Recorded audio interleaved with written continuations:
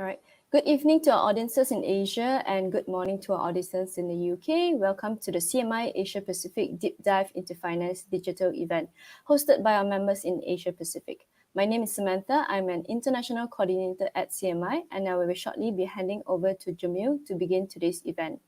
If you have any questions during the digital event, you can ask them using the live chat box on the right of your screen and we shall answer as many as we can during the Q&A. Today's session is being recorded and will be shared with you later today for those who book to attend. The event recording will also be available on the CMI website and CMI YouTube channel. Now over to Jamil, International Regional Board Manager, to begin the event.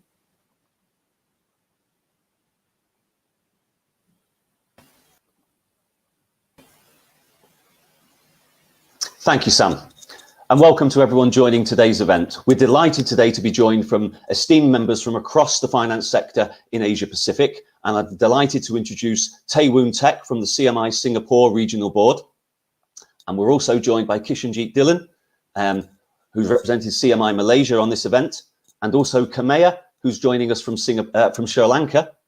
And also Anthony, who's joining us from Hong Kong. We're delighted to have these esteemed speakers join us today for this digital event.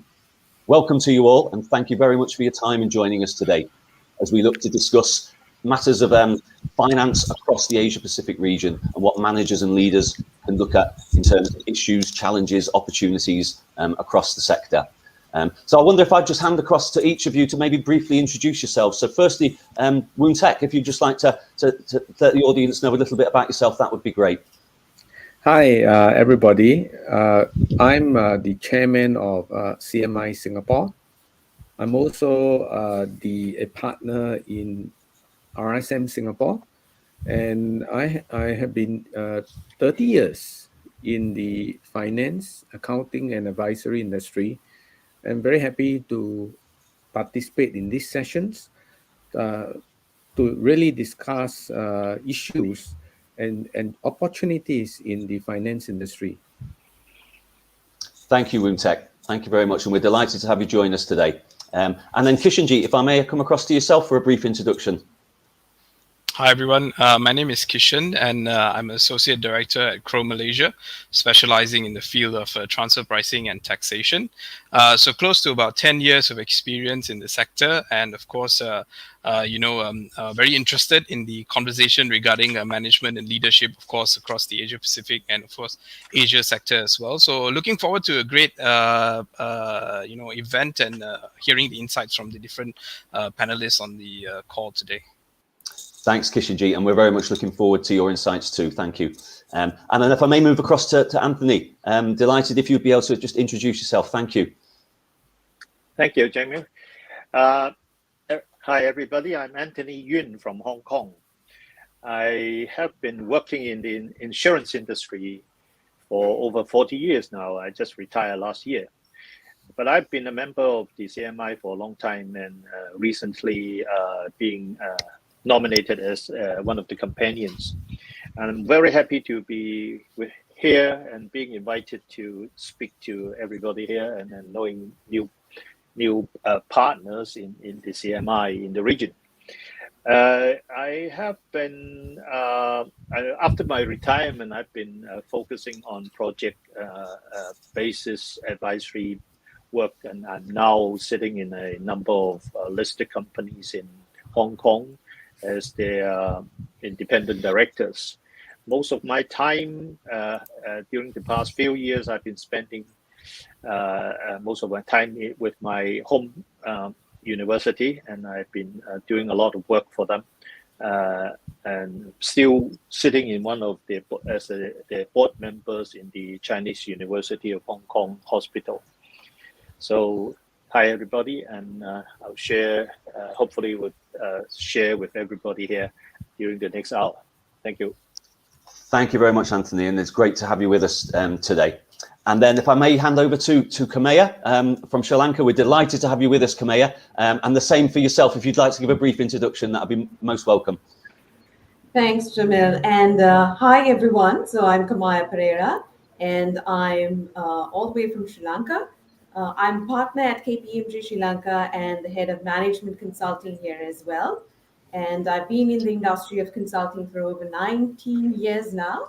and definitely look forward to hearing from all of you and to taking a deep dive into finance today with you and to hearing all from Asia. Looking forward to the discussion. Many thanks, Kamea, and delighted to have you with us, and as with all of our esteemed panelists today. I'm really looking forward to some great discussions, as you say, a deep dive into the finance sector across Asia. So without further ado, we can get started with some questions and hear your insights and your expertise to share with our audience. So firstly, I'd like to start with Kishanji. Could you let's start the discussion with an overview of the current issues and challenges faced by managers and leaders across Asia's finance sector as you see them currently? Right. Okay, thanks, Jamil. I think in terms of management and leadership, there are a lot of issues that are playing out in the background today. There are, leadership is getting tougher and tougher. There's more challenges that are coming out from not only the geopolitical climate that we find ourselves in. We dealt with 2 years of a pandemic situation that modern day businesses were not equipped to handle. And at the same time, now we've got a geopolitical crisis. We've got, a war going on in Russia and Ukraine. So there's so many things happening out there. And I think the constant theme is that our approach to management and leadership has to continuously change. So I did a bit of a straw poll among some peers, through a basic survey and research in anticipation for this event. And I asked them, what is the main concern that you have with regards to management and leadership? And taking cue from that, I think I can summarize 3 main issues that we can talk about here today, which I think is relevant across Asia, and perhaps the panel can contribute as well their thoughts. The first, of course, is talent management and well-being. So I think a lot of people are emphasizing on talent management and well-being, especially in the post-pandemic era. And right now, when work is, it's teetering between hybrid and traditional, we're not quite sure where we're settled down yet. So in terms of attracting the right people and also in terms of well-being, making sure that they are well taken care of is something that we really need to look into as well.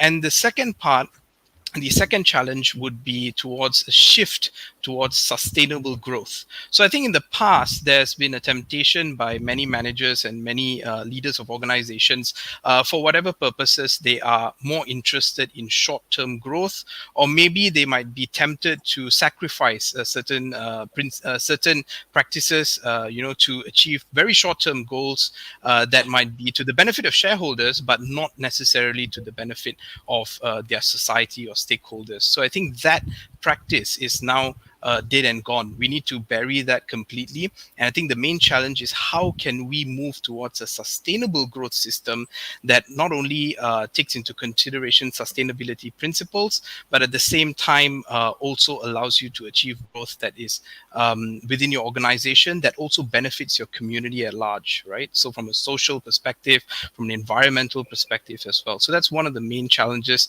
that I feel that I've found that leaders are facing at the moment. And I think thirdly, we talk about the organization's purpose, right? So in society today, what is the purpose and vision for the organization that you have and that you're leading at the moment? As a manager, are you articulating that vision correctly within your organization? And are you actually crafting a vision to ensure that your organization has a true purpose in the society that you are in today? So we can think of companies that are now imagining themselves drawing from the sustainability principles as well, being more of a ethical employer, being more of an employer that goes towards diversity and inclusion, taking into consideration all the impact that their business has on not only the environment, but also from a social perspective as well. So that boils down to how can I create and craft a vision for my organization to ensure that that vision is executed. That's number one.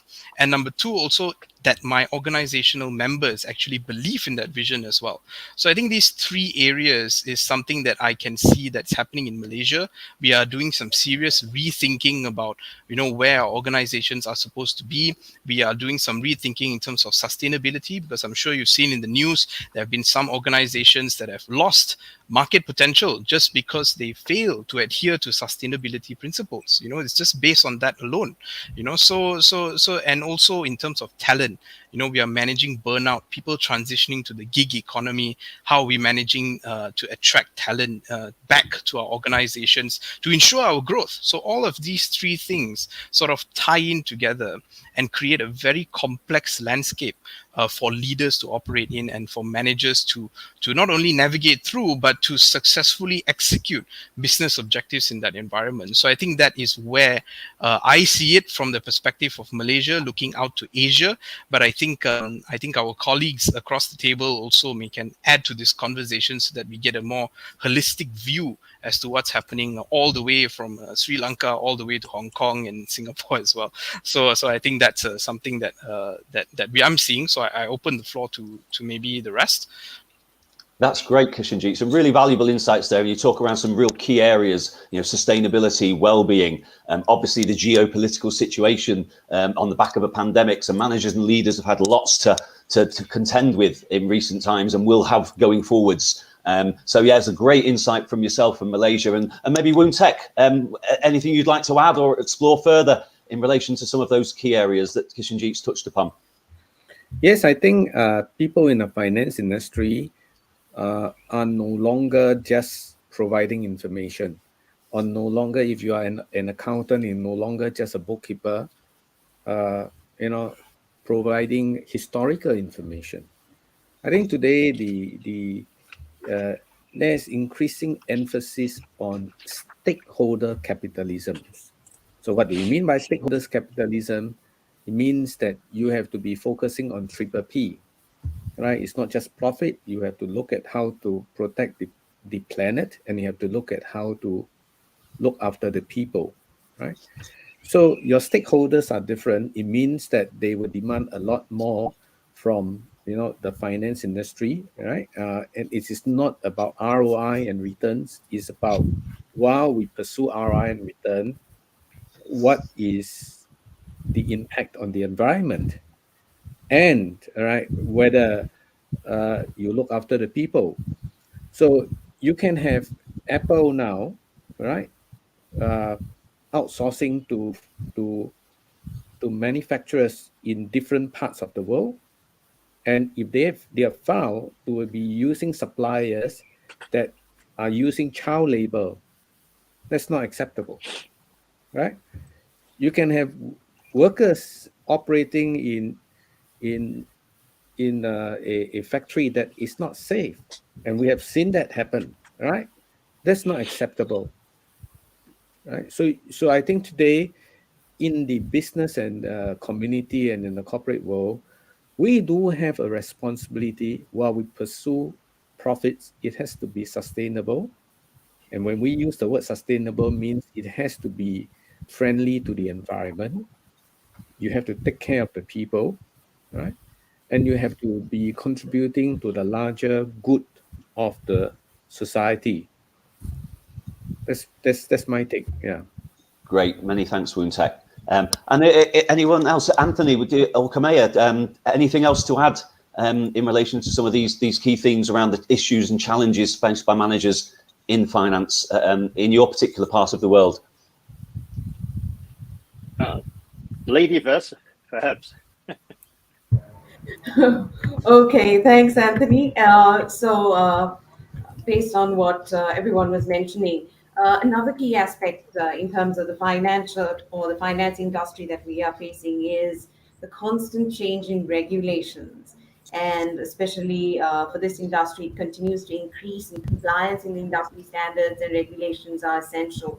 So the managers in this sector have to constantly evaluate and improve their operation, and to keep up with fast changing consumer and shareholder expectations. So that's something to watch out as well.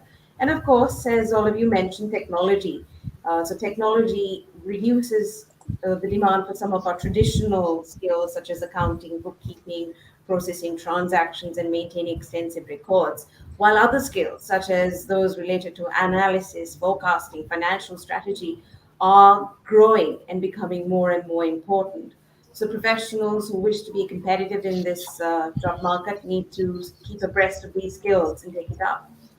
Another concern, I think, is probably the threat of cybersecurity. So accounting information is probably one of the hottest targets for hackers. And whether it's a bank, account details, credit card information, password, accounting systems, well, everything is at risk, and there is more and more need to keep it secure. And the traditional soft skills, we need to continue to develop this as finance professionals. And we need to move from being just a mere separate function to playing a central part in managing the organization, roles and responsibilities of the finance department, which have changed over time. And the gap that previously existed between finance and other departments is gradually closing. So, if finance professionals want to liaise with other departments to keep connected with stakeholders and the business, they need to gain that trust. So, that's a bit of perspective from Sri Lanka. That's great, Kamea. Some great insights there. Really interesting. And finally, Anthony, anything you would like to add from a Hong Kong perspective and how things are playing out in Hong Kong? Hong Kong at the moment, thank you. Hong Kong at the moment is a little bit in a chaos. I mean, we are not opening our market, opening our city. I mean, we are virtually totally locked down at the moment, which is a pity. We have been doing quite all right late last year for the later 6 months, and we perhaps might be a little bit feeling too well of ourselves, and we forgot we don't quite understand the Omicron side, the Omicron part of the pandemic, and which is hitting us at the moment very hardly. So on that part, we don't want to share too much with our problems with you, and hopefully we will be able to open our market again very soon, within 2 to 3 months. But that covers the whole half year already of 2022. So on that part, we are quite miserable at the moment. But coming back to the subject itself, we are talking about the finance industry and what we are going to do, what we plan to do, sort of post-pandemic. But during the pandemic seasons or the years, I mean, I hate to say that we have been going through years already. I mean, originally, we thought we were something like less than a year. Now we are. It's totally out of our imagination.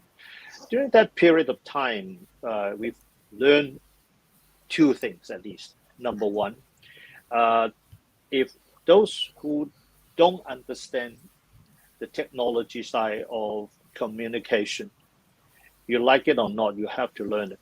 And that is why we can communicate now through various means of communication and seeing each other. At least that helps us not being sort of bogged down in terms of knowing each other, what happened to each other, and we can travel over the virtually via the air, so-called. So we do improve these communication means quite a lot, like it or not, during these 2 years. So this is something we gain from it, and we can do everything now, virtually everything now, on a hybrid arrangement. That's number one. Number two is we are not, I can feel that whilst we do have a little bit of brain drain at the moment, that we have quite a lot of the younger generation, as well as the prim of the financial industry. We are facing a little bit of problem of brain drain at the moment. Partly because of political issue, but definitely largely due to the pandemic and the different time of lockdown in different countries. So we are facing this sort of problem that we know that we have to be looking into our own problem or our own issue seriously, so as to retain the talent. And just mentioned by I think it's Kissenji.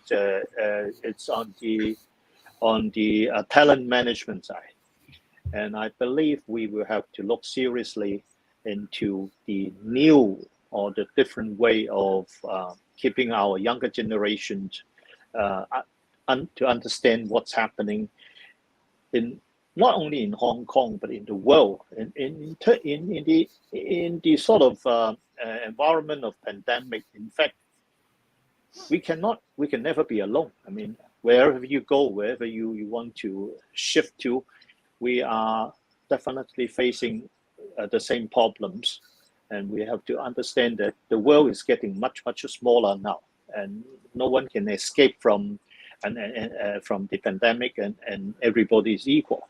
So this is perhaps something we have to convey the message to our younger generation, that easily moving from one place to another may not solve the problem by itself. Rather, get to know each other more before we make up our minds. I think that is something hardly happening in Hong Kong, which we are a bit sorry to hear, to see what's happening here. So during the next hours, perhaps we can share a little bit, and the other countries in the region. We are always saying that we are competing with Singapore, but I hate the word of competing. In fact, we are learning from each other, and during last year, we were sort of admiring what we have been doing, and Singapore is less fortunate. But look at the situation now. So it's the world is round, and we are not alone. This time you, next time us. So this is something that we have to learn. We have to face with it, and we have to understand wherever you want to go, you have to know more before you make your move. Many Well, I thanks. want to take it as an introduction. Yeah. Anthony, I'm confident that Hong Kong will bounce back. The Hong Kong people are very resilient. You are very enterprising. And we all, whether it's in Singapore, Malaysia, Sri Lanka, or Hong Kong, we have went through rough patches, and we all recover. So, it's a matter of time that we all will become better. And on finance, for my younger colleagues out there, it's an exciting time. Why? Because in the finance industry, the opportunities given to you are a lot more than opportunities that I had 30 years ago. Let me tell you this, all right? Today, finance professional can become CEO, can become chief risk officer, right? Yeah. They can become a top private equity or venture capitalists. They can become investment bankers. They can become business valuers, right?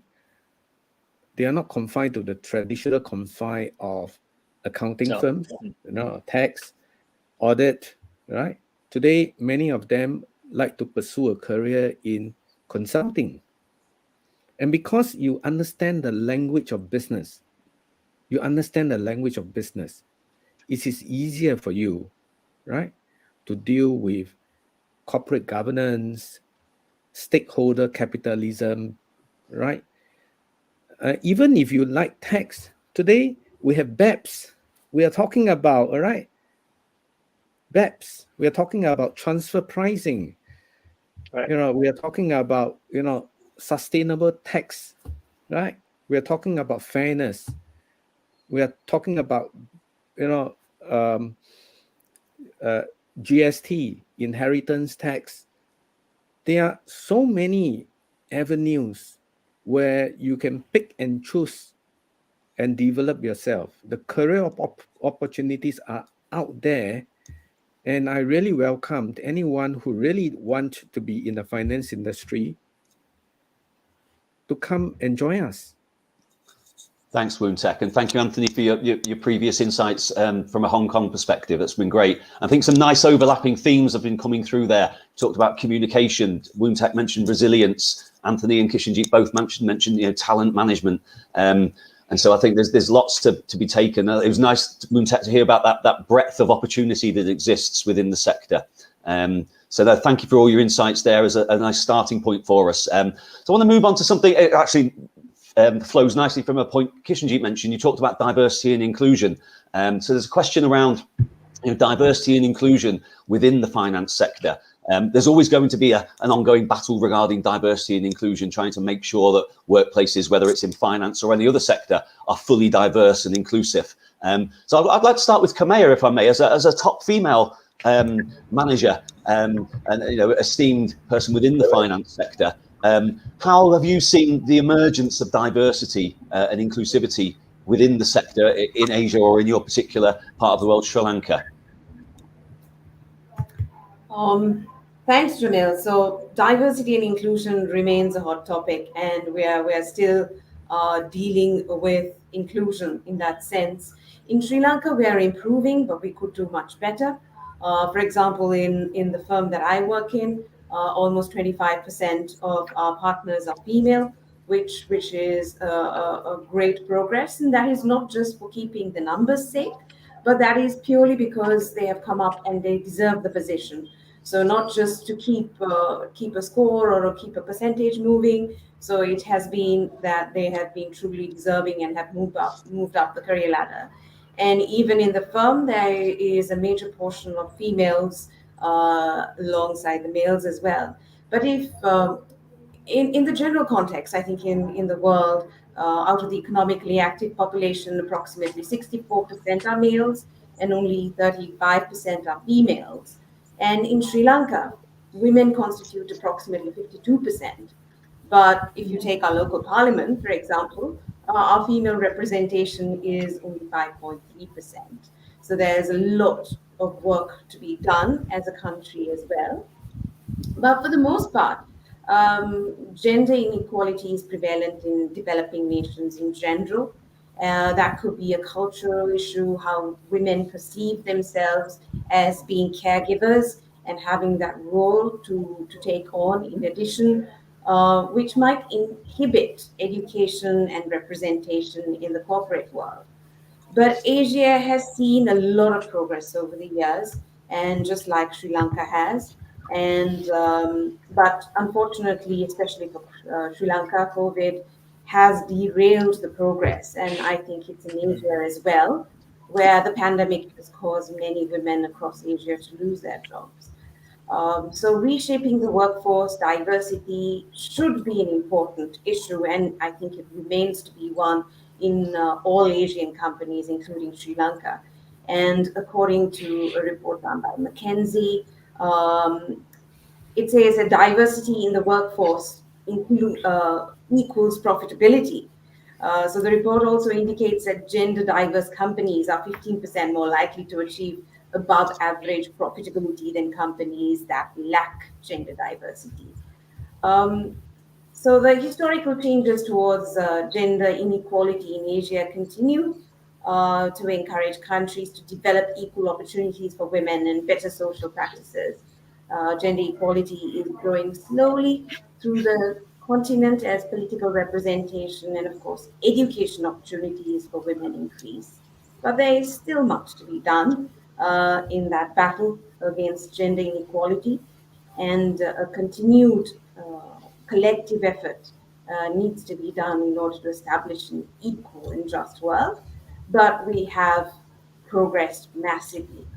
So if you look at some of the obstacles that could inhibit diversity in the corporate and even in the finance sector, one could be communication issues, which could be somewhat on diverse teams and for a wide variety of reasons. There could be language barriers, different communication styles, preference of people hearing. So it is important to address these challenges as well. There are also in this part of the world a lot of cultural misunderstandings, and this could be common when you bring young people from different cultures together. So building an inclusive workplace could help to bring up a better team and to dismiss the misunderstanding and building more trust. And of course, an inclusive workplace will always be a work in progress and should be driven by a team member feedback, focus on what will impact the most people, but also pay attention to the feedback from those having the worst employee experiences. But it's not all doom and gloom. This is an improving story, and I'm sure it's the case across the other countries. We'd like to hear from you.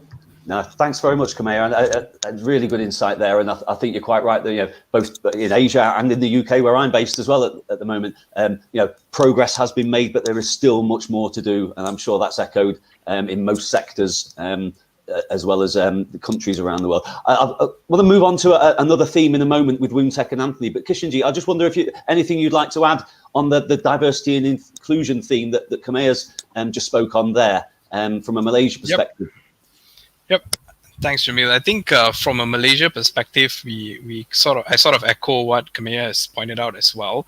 But I think from us, we have seen in the past, in the last budget, that the Malaysian government has actually made it a mandatory requirement now for PLCs to have a female board member by January 2023. And we're also seeing that, and this I think is on the backdrop of at the end of 2020 itself, most PLCs, they had some diversity in terms of gender, but there were still some boards that were completely male dominated as well.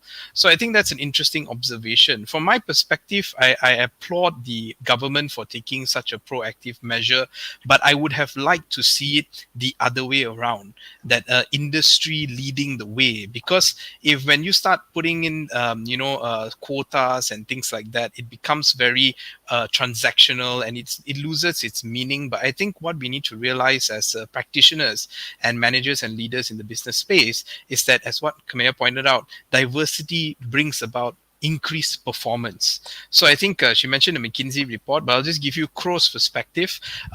Diversity is actually one of the core principles of what we call the art of smart.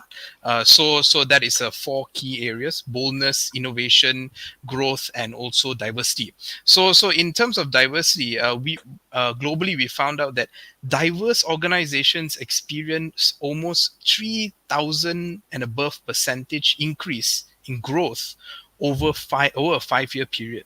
So we can see that the impact on businesses is that a more diverse organization, a more inclusive organization actually contributes to not only better organizational performance, financial performance, but it also makes every one of us better as well. We can benefit from different opinions at the table. We all can take away different experiences, and we grow together, right? So I think diversity and inclusion is something that we need to be pushing to the front, and we shouldn't be waiting for governments or regulatory bodies to say, hey, I think you should have this on your board, or I think you should have X amount of people in your management team that are of a certain gender, of a certain diversity ratio, or whatever it may be. The impetus should come from managers and leaders across the board to realize that, hey, this is a low-hanging fruit in terms of how I can build a better organization, and it's just a matter of getting the right people in and managing your talent again and increasing access to diversity, increasing the elements of diversity in your organization just to reflect the community that you are operating in, and that will already achieve a better result. So I think that's the only thing that's one of the things that I can see and add on to whatever Kamea has mentioned just now. Excellent. Many thanks, Kishanji. So I'm conscious of time, so I'd like to move the conversation on and develop into some other areas, if we may. That'd be great. So I've got a question for first I'll pose to Woon-Taek, if that's okay, and then we can bring in Anthony as well, and Kishanji and Kamea if needs be as well. So CMI as an entity or as an organization, we always promote better management and leadership. And the skills those sort of skills that would enhance the career development and growth of our members, both in Asia and across the world. I wonder if you could elaborate on some of the techniques and skills that managers and leaders should be adopting as we move forward within this sort of new landscape that we've already discussed. So really around the skills and techniques for managers and leaders as we sort of move forward and progress. I think one of a very important skill today in a very uncertain world is being an empathic listener and an empathic leaders. Why? Because you need to build a team and you need to be cohesive. No one is able to solve the problem on our own.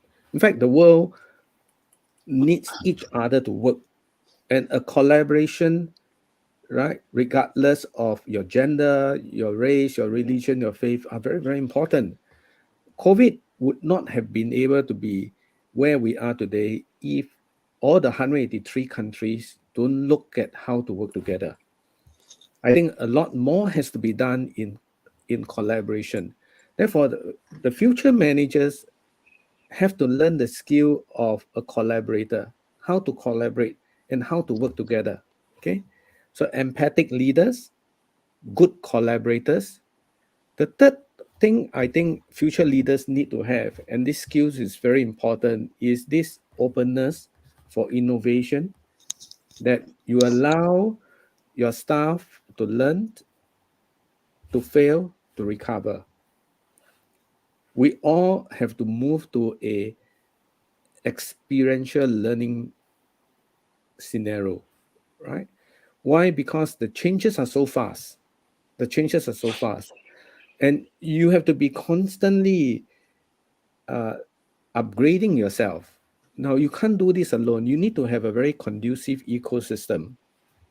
And I'm glad that CMI has put in a lot of resources in building a community of support. And this community of support is important. It's not just the digital materials that CMI is invested in, all the micro learnings. It's also about getting leaders like what we are doing together to come in to deal with a subject matter, right? And if you look at the recording of the CMI, is in a YouTube.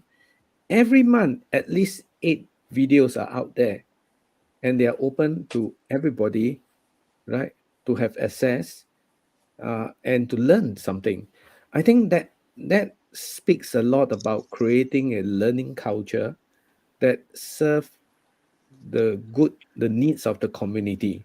It doesn't matter whether you're in Singapore, Hong Kong, Sri Lanka, Malaysia, or in UK, right? I think we all come together to learn together. I think those are the 3 things I want to share about the key traits of good managers or better managers going forward. Only when you are able to have this, then you can inspire. You can actually, coach and make more effective managers. Thank you, Woontek. Thanks for that insight there. And Anthony, I wonder if you've anything to add in the subject of skills and techniques for better managers and leaders within the finance sector. I'm glad to. I've been, as I mentioned before, in the insurance industry for a long time. And in terms of equality of employment opportunities, I'm sure there is no such a problem in that particular industry. But in the case of equality in the listed companies, boards, etc., as quoted by Kishan just now, we are still way lag behind as compared to the neighboring countries such as Singapore, Malaysia, and Sri Lanka.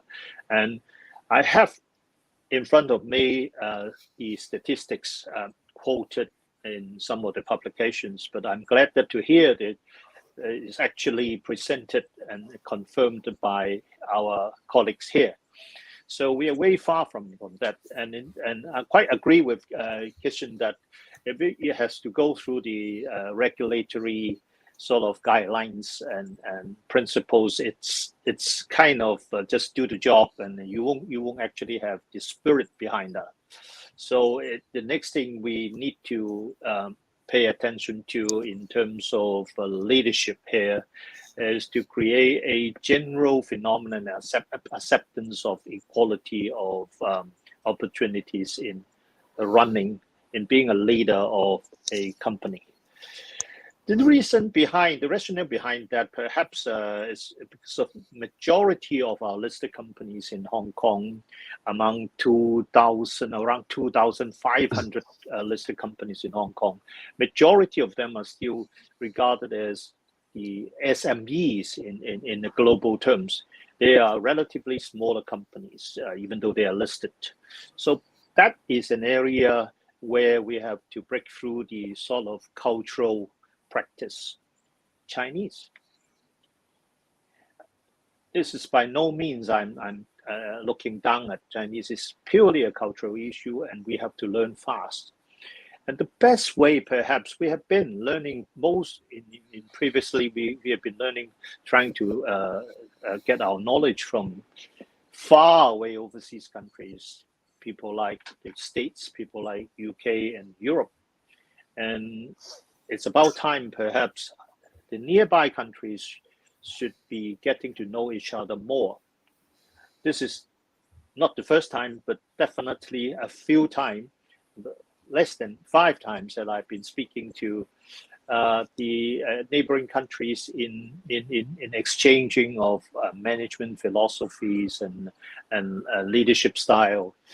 When I was with a company like the Marsh, when I was the local CEO here, I had a lot of chance to communicate with the neighboring countries, but not recent years.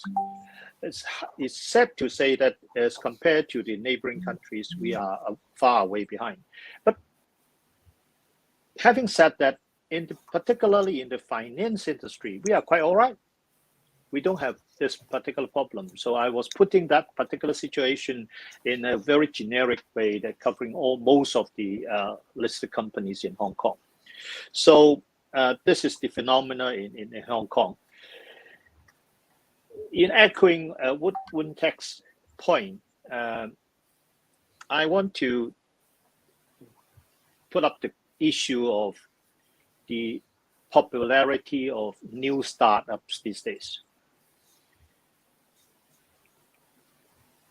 It has been a sort of a hit subject for most of the younger people, the younger generation, to have quick startups.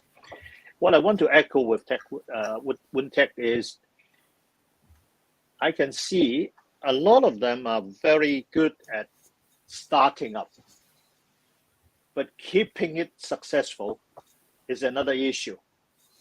Running an organization is not just having the thrust of starting up. The worst happens if you have successfully started up and then you don't know how to manage it. And so it's an all-round approach in running companies in successful entities. Requires teamwork, requires the understanding, the accommodation of others, teamwork.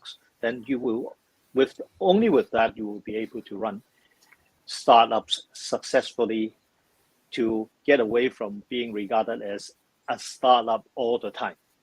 So this is particularly a point I would like to echo with Woon Tek, that we do need leaders, managers to understand teamwork and understand the necessity of accommodation.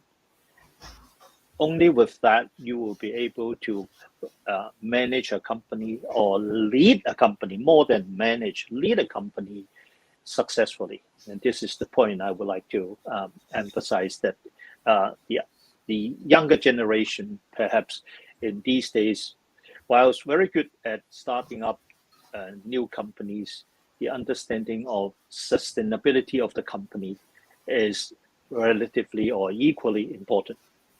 That's my Thank point you, Anthony. In response to yours. Jamil, I'd like to make one very important point Of here. course. Diversity alone doesn't solve all the problem.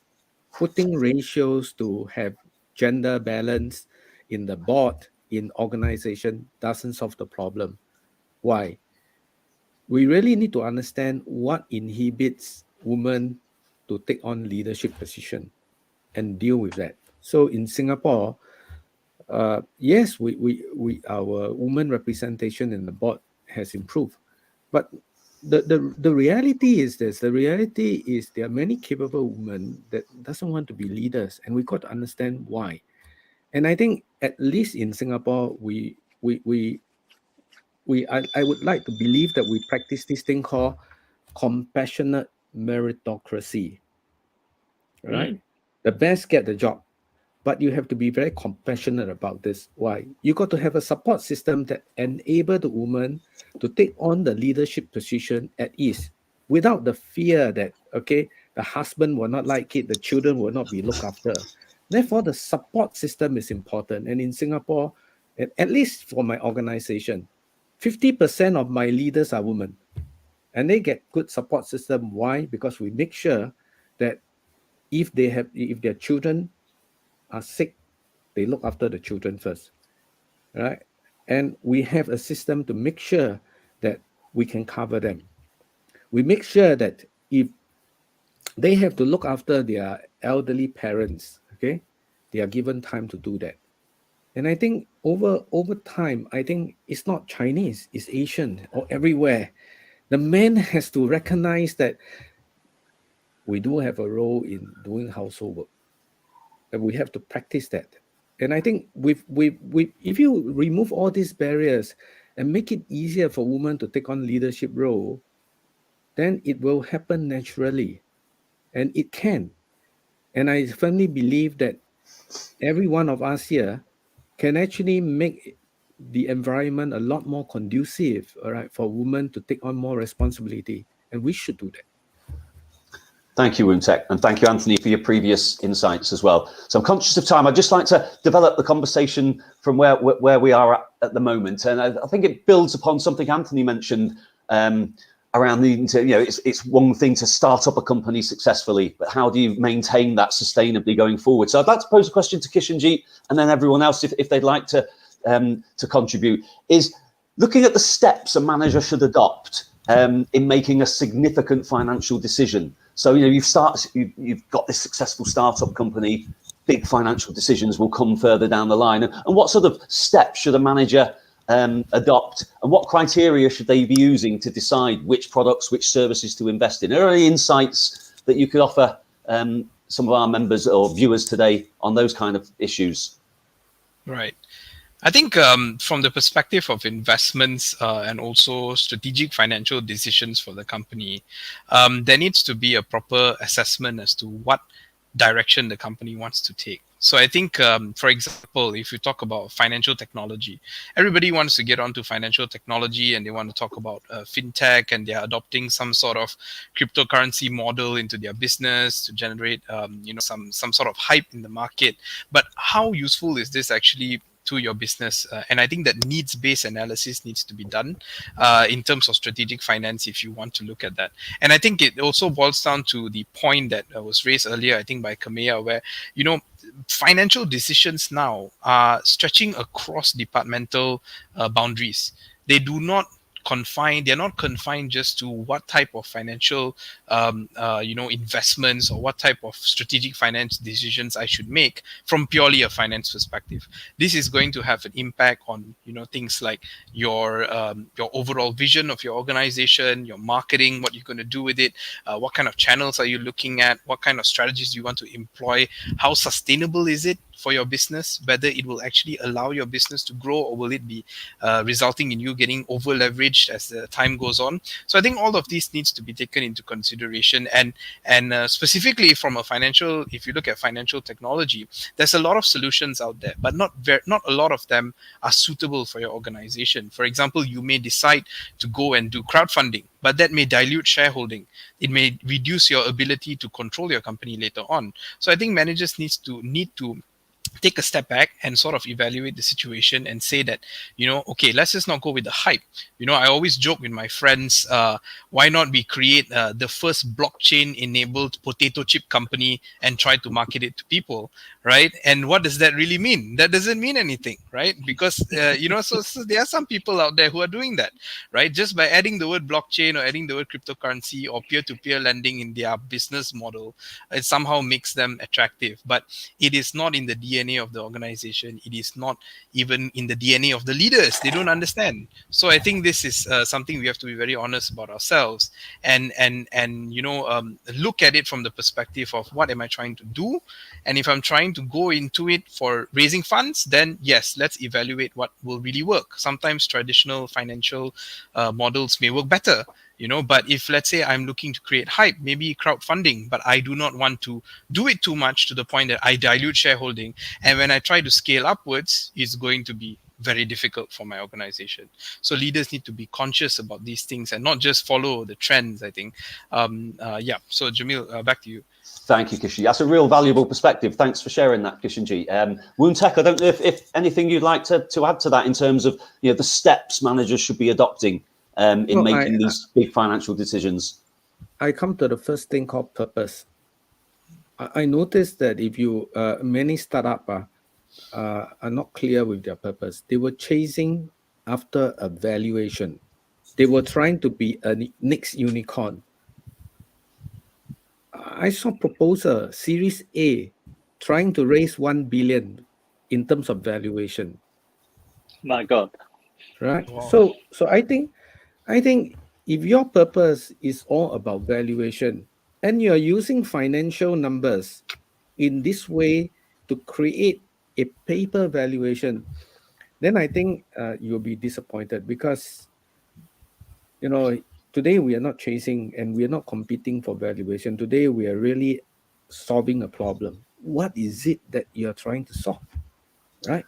And is this thing that you're trying to solve bring a larger good or larger convenience for the people that uses your products and services, right? I think those were the questions that really have to ask. If you take Apple Watch, I think here most of you would be wearing an Apple Watch, but is it a watch? No, it was trying to solve a problem, right? Track your health, track your heartbeat, track your oxygen level, right? Make sure that you take time to stand up and walk, right? So is it a watch? No, it is more than a watch. There is a purpose in the design of the product, right? In the world of finance, it's the same thing. What is the purpose? And if you don't get the purpose, we are all lost soul. We are just number cruncher, producing numbers, right? Producing valuation reports that means nothing. I think connecting with a purpose, doing good for the larger good of the society are what really make finance more fun, more interesting.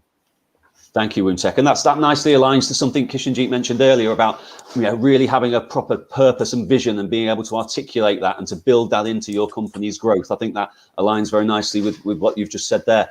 And Kamea, I don't know, do you have anything to add in terms of, I know you work for a big financial institution. Any steps that managers should be taking that you'd like to add in relation to these big financial progressions that businesses may be taking? I think the two gentlemen outlined it very, very well. First of all, you do have to have purpose, and you can do number crunching till forever and ever, in whichever way you want to do it. And we have access to so much data, so much of information. You can crunch it any way you want. But what is exactly the problem? What is the purpose, and what problem are we solving?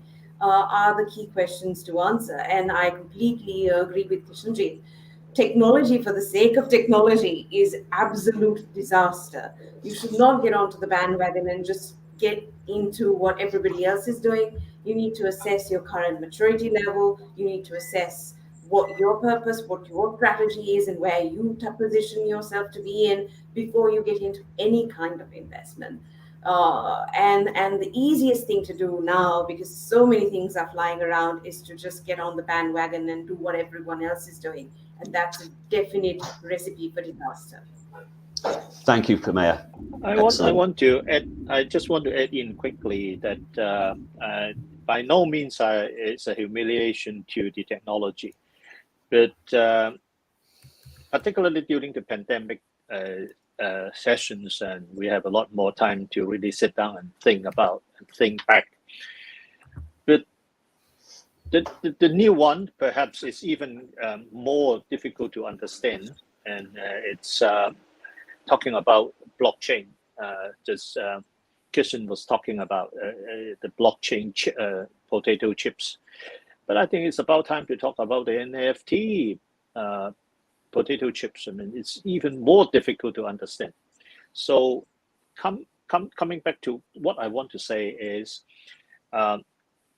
we might be just moving a bit too fast without having the chance to review what is the fundamentals in running a business, in leading a team of people from success to success.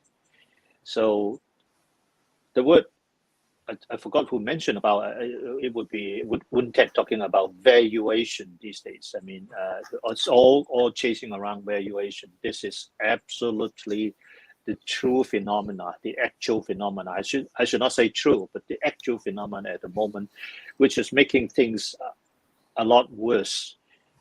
The bubble will be bursting a lot faster if we are still all the time going after valuation. That's what I want to add to Woon Tek's comments earlier.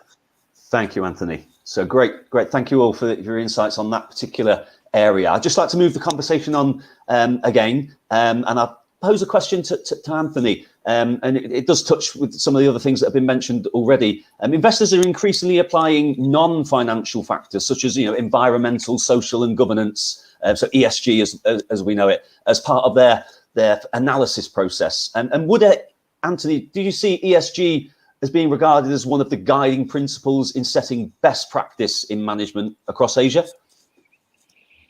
I firmly believe so. It has been a hot topic being discussed in Hong Kong, at least within the academic institutions. It has been heavily, seriously discussed.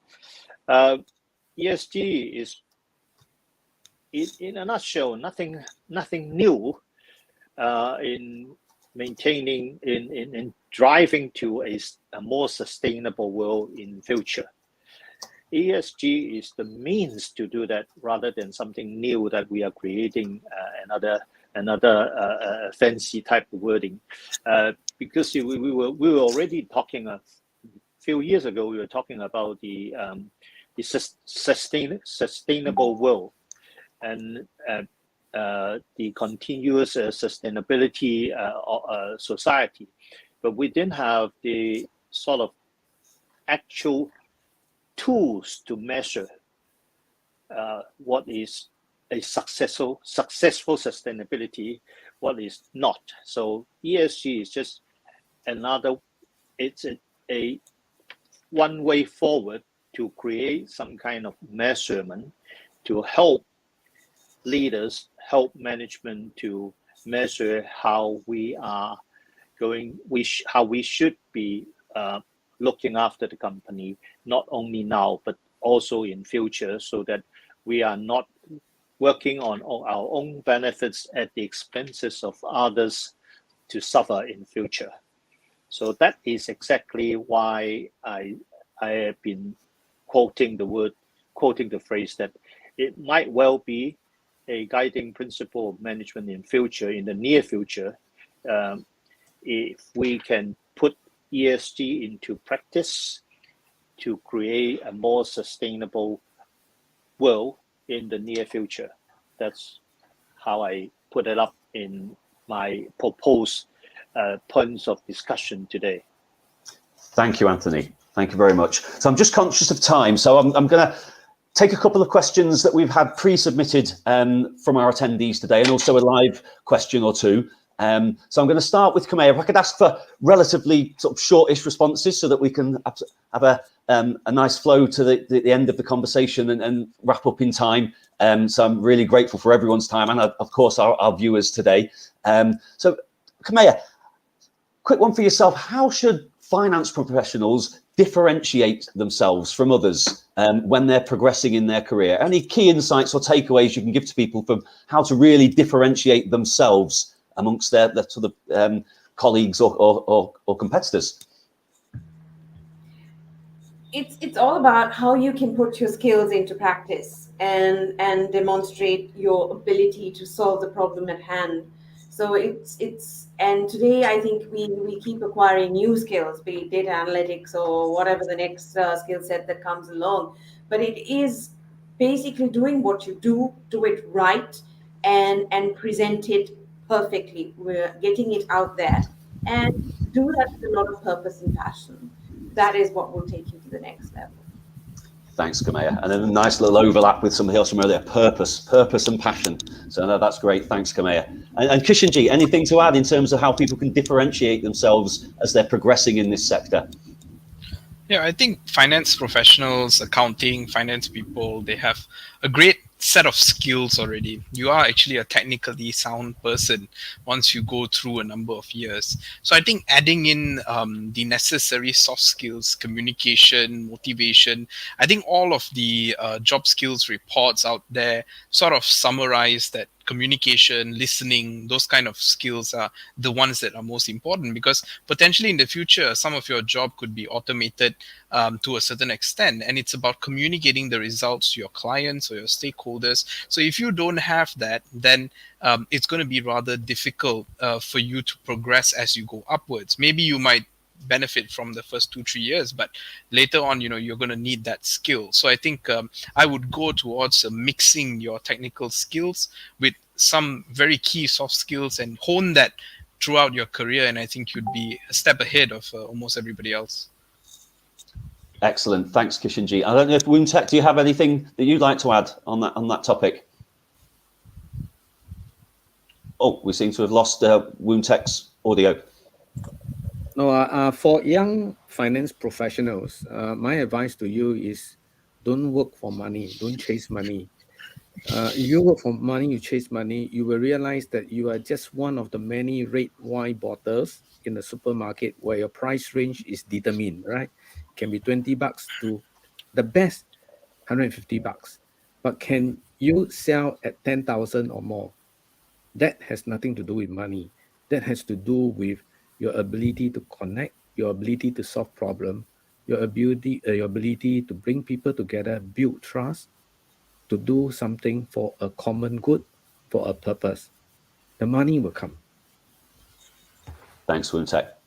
And Anthony, finally, do you have anything you'd like to add in terms of differentiation for finance professionals? I want to share a motto that I always talk to the insurance people. We always have a saying that you are not selling a product, you are selling needs, fulfilling needs. So we ended up with a very short phrase called needs selling. But the problem is, bit by bit, we will find that the salespeople or these young guys are selling for their own needs rather than the client's needs. So this is very important to know that you are trying to sell something to fulfill others' needs. That's your client's need, not your needs. So this is the sort of motto I want to share as to being the final one to present this point. Thank you, Anthony. Thank you. I think we've just got time, if we're really quick, to squeeze one more in, if that's okay. So this is a question from Kyoko that came in live during the event. Just maybe in a word or two, what are your key aspects do you think finance careers have been affected in post-pandemic? What are the key areas that you see that have been vastly affected in a finance career? So if I go to Kishanji first. Yeah. I think to answer the question shortly, yes, it has been affected. I think it has become more relevant. The need for finance professionals is at an all-time high. In fact, I think latest recruitment reports from Malaysia showcase that as well. And I think the reason is because, there's been so much of disruption. So we need people who understand the numbers, and more importantly, as what Woon Taek mentioned earlier, to communicate, to have that purpose and understand the purpose of the organization, which is at this moment survival. It could be that. And I think that has become more relevant. So I would say, yes, it has been affected, but it is a time of growth for us. And it is also a time of for us to be able to build bridges to other parts of the business so that we can push each other forward. Thanks, Kishanji. And Kamea, anything to add? Anything that you've seen that's particularly been affected during the pandemic in the finance sector, or in the career of someone in the finance sector? Sure. I think the pandemic affected every segment of life, not only finance. And yes, to answer the question first, like Kishanji said, yes, it has affected us. It has made us work differently. For our part of the world, we did not work. We did not have a concept of working from home, at least other than the outsourcing companies. So it changed how we worked. We had to bring a lot of change, different management styles, where we had to bring in more empathy, becoming the focus of leadership. So yes, it made a lot of changes. It made us stop, rethink about the purpose and what we're here for. And we have to bring in a lot of more skill sets to manage change. Thanks, Kamea. So I'm conscious of time, so thank you all for taking part today. Thank you for our audience in watching. I hope they found it valuable and informative. And I'd just like to express our thanks to Kamea, to Kishanjeet, to Woontek, and to Anthony for your expertise and your insights today on what's been a fascinating topic around the finance sector across Asia. I'm going to hand back over to Sam now. And Sam will close the session. But thank you very much for watching today, and thank you to all of our excellent speakers. Thank you very much. Thank you.